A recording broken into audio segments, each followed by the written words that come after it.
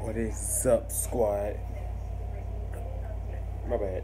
It's your boy Jay, and we're about to do another reaction from Mr. Nightmare, the one and only best horror story. I said story.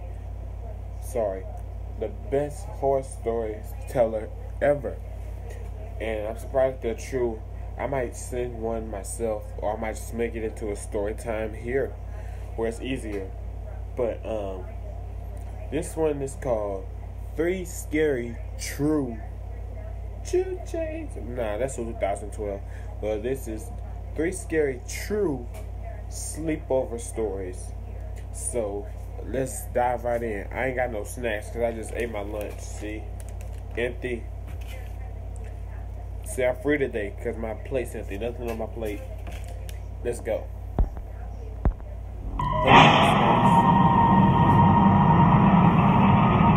This happened when I was 15 years old. My best friend Anthony wanted me to come over for the night since his parents would be gone all weekend. I rode my bike over and put it in his backyard before letting myself in through his back door. Hold up. We played basically every video game he had, from FIFA all the way to Call of Duty, with popcorn and other junk food spilled out all over the floor. As the night progressed, we moved from video games to watching half a movie and getting bored, to doing prank calls at close to 10 o'clock. Anthony made a few calls to different pizza places. When it was my turn, I just dialed a few random numbers in hopes to get someone at their house. On, say, my 4th attempt, I finally reached somebody. A guy with a deep and rough voice picked up, answering with a yeah instead of a hello. Anthony's laughing in the background made me stumble with my words mid-sentence, ultimately cracking up into laughter. I had never done a prank call, so I sucked at it. The guy on the other end was silent. I regained a straight face and tried to continue with the call. It went something like this. Sir, would it be alright if I borrowed one of the wheels from your car? What's your name, kid? My name is Bob. Really? You sure it's not Anthony? It hit me like a brick. Oh man, that's a lot of red flags right there. That's like shots fired from the back, like on your spine right there. There's bullets on your spine sent right there. I almost got a chill because I don't get chills that easily. I just get surprised. It's hard for me to get scared and surprised. I mean, by surprising me, like when I just jump up. If I was scared, I'll be running out the door. Run out this door or the back door. Any door I would jump out of or just run out of. But this is what I don't get. That surprised me. Like, he got the name of the person like that. Like the split second of a bullet leaving a gun.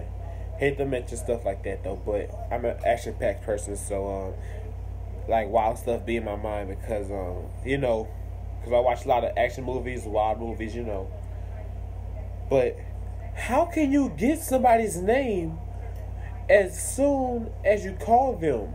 No. What I'm trying to say is don't get it twisted. I mean, like, from a complete stranger, a number you never dialed before. I'm saying, what the heck is that? Like, somebody would give you like a fake name, but when they say your real name, that's when you start crapping your pants. Literally. I'm like, if they said my name over the phone and they were prank dialing me, I'm like, I'm calling the dang police. I'm getting strapped, putting the vest on. I'm taking you down. You ain't tracking me down. I'm taking you down from tracking me. This must be a hacker on the phone. I looked up at Anthony, whose face was noticeably full of fear. I hung up the phone, not wanting to be on the line with whoever that was for another second. Anthony, who the hell was that? I asked him. I don't know, he told me. Does your caller ID info display your name or something? No, it shows my dad's name. We hopped Now they got you. Now they got you thinking. All right. So this here could get you some question and some logical thinking here. Anthony's dad could have the same name. He could be a real name, but they probably just use Anthony for the character's name. They call him like AJ or like the same name. You know what I'm talking about, right? They pass down names like from King James. And you hear about like King James the third, the fourth. You know how they pass down names to the sons and sometimes the daughter, like like Queen Elizabeth, whatever her number was. But it could be that. So if that's the case, it's not as scary. But what is scary, they got your name as soon as you dial that number. Never try doing a prank call. If you do them, that's you. I hadn't done a prank call at all because, for one, I think it's not logical. I'm not scared to do it, and I don't have the numbers for any businesses. And don't you tell me to look them up because I still ain't gonna do no prank call. And don't you ever try to prank call me because I will track your number down and then you're gonna be behind bars, brother. On the computer and did some research, trying to figure out how it was possible to get someone's name through their phone number. It didn't make sense how he could get Anthony's name so quickly. He was way too young at the time to be on any of those personal information sharing websites. We ended up asking a question on Yahoo Answers, since no one had a similar experience. The question turned up no answers. I suggested he call his dad, but he said he wasn't supposed to have anybody over for the weekend, so he didn't want to call.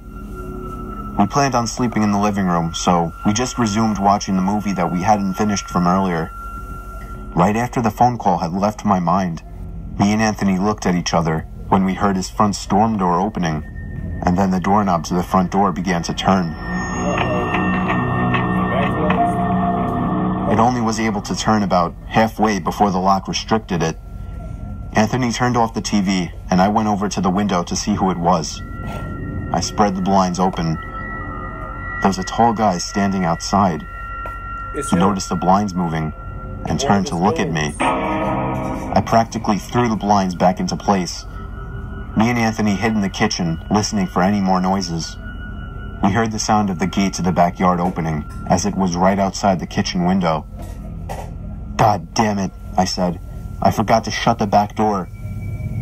Anthony urged me to run and shut it. I made it to the hallway leading to his back door and froze. There was a silhouette standing outside the back door. I don't think he noticed me, but he was surely looking into the house. You think? He opened the door and stepped inside. I tiptoed to the kitchen and motioned for Anthony to follow me upstairs. We made it to his room as quietly as possible, pulling the door shut to avoid making any noise. Wait a minute. I'm digging deep into the story. Because I heard earlier he didn't want to call his dad because he couldn't have anyone over. So, in fact, why would you go over to his house? Because you know something's going to pop off. Pop off, right? Because anything could be happening. Anything. But, I would like ask questions before I go over to my friend's house. Like, any of my friends, whether it's my best friend, a local friend of mine, or like any friend or anybody's house that's like my age and they're home alone, I'm like, he had somebody over, and if they say like, I wouldn't just go straight to the house. I would make a phone call. I would say, is it cool with your parents? That's the logical thing to do. Ask them if they're allowed to have somebody. But if they just don't tell you an answer, don't do it. Just cancel that date or that whatever you want to call it, that party, out. I'm sorry. I'm just giving you good advice. Because I heard like he didn't want to call his dad because I'm not supposed to have anyone over. And I'm like, well, what the hell am I doing here then? I ain't finna get killed. See ya. Here's a gun if you need it. Here's a knife if you need it. Here's some weapons you can have. But don't let your dad see it. Man, if that was my dad, I know what's going to happen. Man, I wouldn't be able to make reaction videos. I wouldn't be able to watch. Oh, man. There's gonna be so much stuff popping off. Parents will be worried sick. Everybody will be worried sick. I have good memory, is what I'm saying. Because I was digging deep into the story as I'm listening to it. I'm like, I recall him saying he didn't want to call his dad about somebody coming to his house and stuff. But guess what? Something popped off, and now you're about to get your alpha sugar kicked and robbed. If you know what alpha sugar means, good for you. But if you don't know what it means, oh well. My bad. Crawled under his bed. He had cloth covering the bottom of his bed, so you couldn't see anything under it unless you actually moved the cloth. The doors downstairs all opened, each one getting closer to the stairs. Thumps finally began up the stairs, and he was right outside the door now. The door to the room opened. I could hear Anthony's breathing. It was too loud. Footsteps moved over to the closet, and then the closet opened. I could hear the coat hangers being slid around as the fabric of the jackets and coats rubbed against each other. Footsteps moved over to the bed and stopped. I felt like my heart was about to explode out of my chest. Anthony's breathing was too loud. I had to cover his mouth with my hand. Nothing but silence in the room now. We laid still for so long, I almost thought he wasn't even in the room anymore. I moved my hand away from Anthony's mouth and whispered in his ear, "You think we can make a run for it?" No. In this situation, you stay under your bed. Stay under your bed. Or stay hidden somewhere. But don't hide in your closet. Stay under your bed if you get into the situation. But me, I don't think I ever seen myself in this kind of situation. But if I feel it about to pop off, I'm leaving. No matter who it is. Whether if it's like if it was like my mom's house, my grandmother's house, I mean like if it was one of my relatives' house, I'm staying. But if it's like one of my friends' house of any kind, anything that's friend in it or acquaintance, I'm leaving. I'd have to say like, I'd be like, sorry babe, I don't want to get killed though, but you want to come with me? You come with me, so that way we won't get murked. I know some of your stuff could be missing, but I could pay up for you. If you know what I'm talking about, right? Let's go. He was about to answer when the most disturbing, memory-haunting scream I'd ever heard filled my ears as Anthony was seemingly dragged out from under the bed. I crawled out and saw him struggling with the man. I desperately looked around for anything to use as a weapon. I settled with the screwdriver sitting on his nightstand. I hurried over to the man and drove the screwdriver into his back. He let go of Anthony as he let out a scream of agony, giving us time to get the hell out of the house. Running onto the road would give away our position too easily. It would take too long to make it to his neighbor's house. We dove for the tree line in the woods and took cover behind a bush, watching the house. The back door opened as the man stepped outside, looking around the backyard. He then looked out to the woods. I felt his eyes pass me as he scanned through the tree line. It seemed that it was too dark for him to see us. Then, he turned his head back in our direction. I ducked behind the bush. "Joe, he's coming." "What?" "Dude, get up, we gotta run." He was right. The man was approaching us fast. How could he have seen us? We ran through the woods with the leaves crunching under us, giving away our position. When Anthony tripped over something, I crouched down with him, hoping we had run far enough. Not even 20 seconds later, oncoming footsteps from the direction we were running from came fast. They slowed down only 2 trees away from us, as we lay face down in the leaves. Moments later, the footsteps take off in another direction. We waited until we could no longer hear them, and took off back in the direction of the house. While running, over the sound of leaves crushing and my heavy breathing, I could swear I heard leaves crushing from behind us. We made it back to his backyard, into his house, and this time remembering to shut the back door. We were now able to call the police. Anthony stayed on the line with them. Hold up. Y'all doing prank calls and not some random dude is in your house, and you now calling the police. You should have called the police when you were still on the phone. That dude got your identity, like your name, and you're worried that someone's gonna come in. Or in fact, when he got to the you should have waited until he got to the door. That's the only time I'm gonna wait. Like, you know what? I ain't waiting no more. I'm calling the cops because this dude is breaking in my house, slamming all the doors, getting closer to mine, and I don't want to get killed. No. So that's what I'm gonna do. Call the police earlier, or else something's gonna pop off. I patrolled the back windows, making sure nobody was out there. It was so dark, though, I couldn't see anything. So I did something that seems stupid today. I turned on his backyard lights, and immediately in the distance, over by the woods, I saw him, standing in front of a big tree. He turned off back into the woods and disappeared out of sight. That was the last time me or Anthony ever saw him. I would be lying if I told you we heard the occasional knocks at our windows or something cliche. No, that was it. 5 years have passed and nothing has happened. Do I wonder if it was somehow linked to the prank call? Yes. Maybe. Does it make sense? Not really. But yeah, this was the story of how me and my still best friend Anthony almost died during a break-in.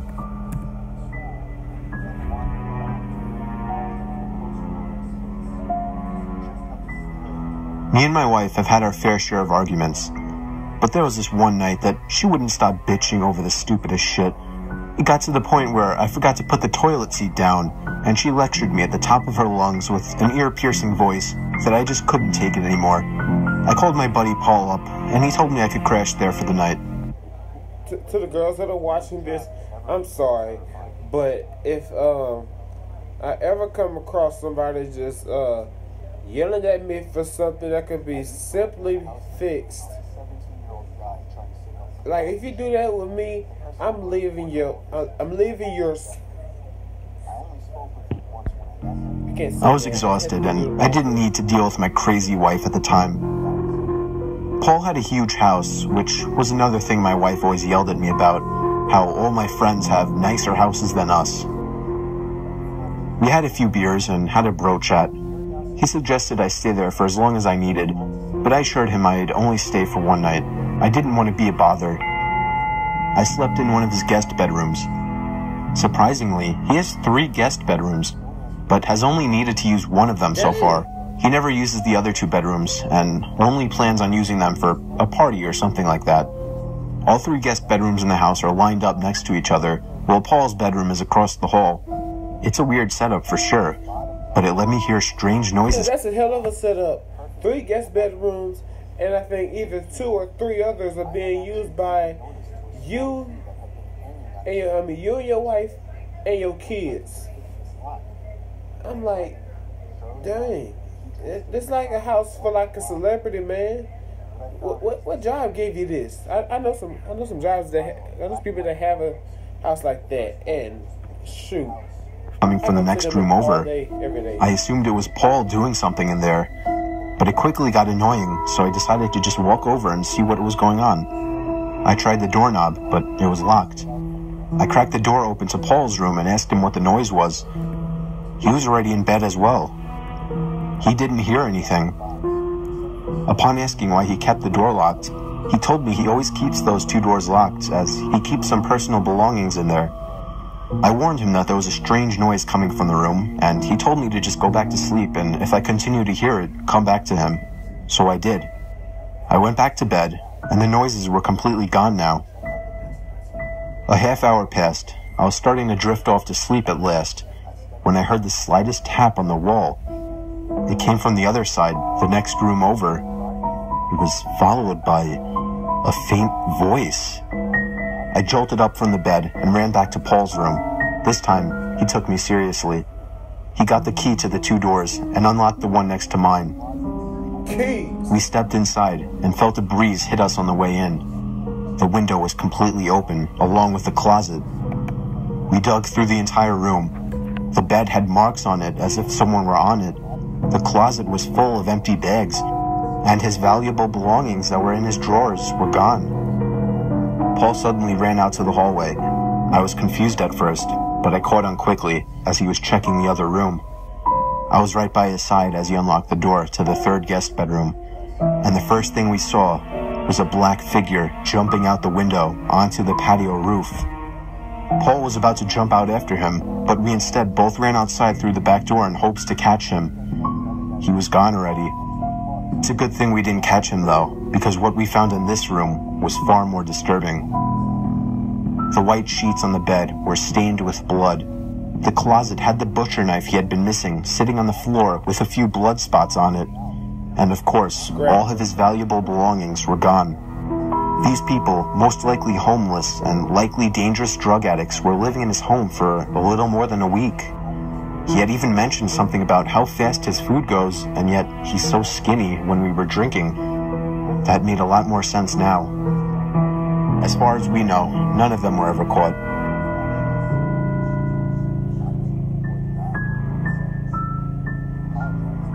I remember it like it was yesterday. It was my first sleepover, an important part of my childhood. It was my good friend. His name was Jordan. We were 10 years old. He had a huge basement where we could play video games until 1 in the morning and then sleep on the couches. Skipping the teeth brushing like two little rebels, we went straight to trying to get some sleep on the couches. I fell asleep with ease.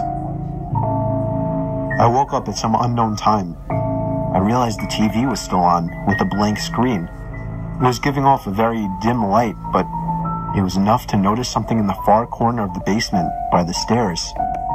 It was some tall object. I didn't know what it was, and I can't really describe how it looked.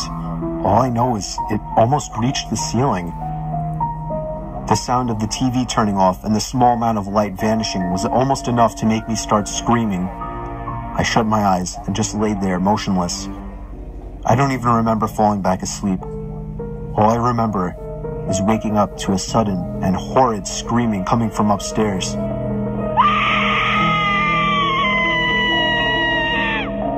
It was Jordan's mom. He woke up as well, and we looked at each other before sprinting upstairs to his parents' room. His mom was sitting there crying as his dad was turning the room upside down looking for what she saw.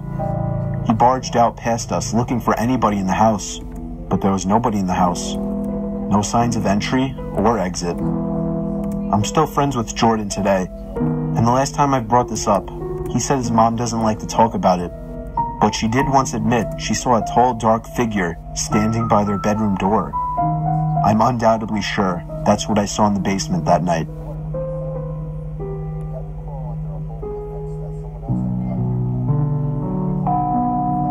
See how I am right now? There were a few planks on the floor by the window that had once been planked up against the window to prevent anyone from entering. Man.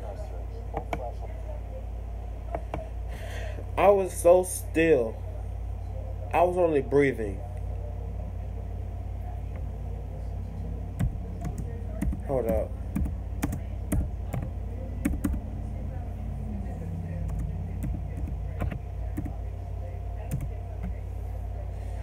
Man, the last story.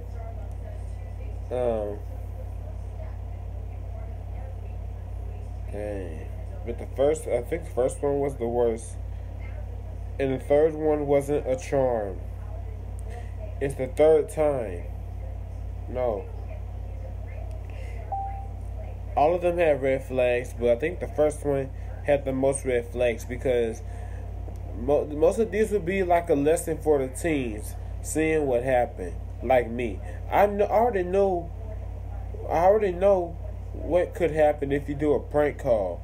You could call someone that's actually a cop, but only on their mobile phone, and they'll know that that's a prank call because you're asking awkward questions and saying that you won $1 million or something or some BS like that. No, don't do it unless it's on like one of your relatives that doesn't know that you have their phone number and doesn't know yours.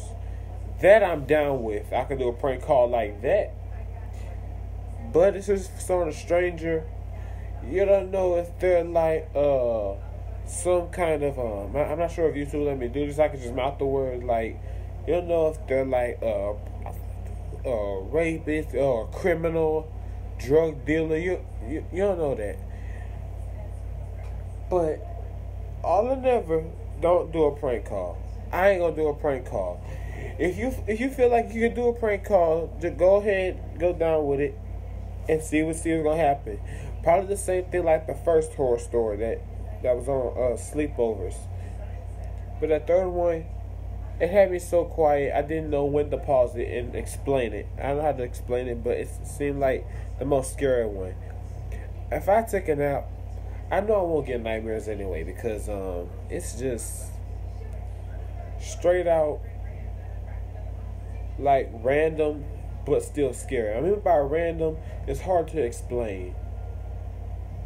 So that's why random starts with R. It's like the word really, like really. Really. But anyway, that's my reactions.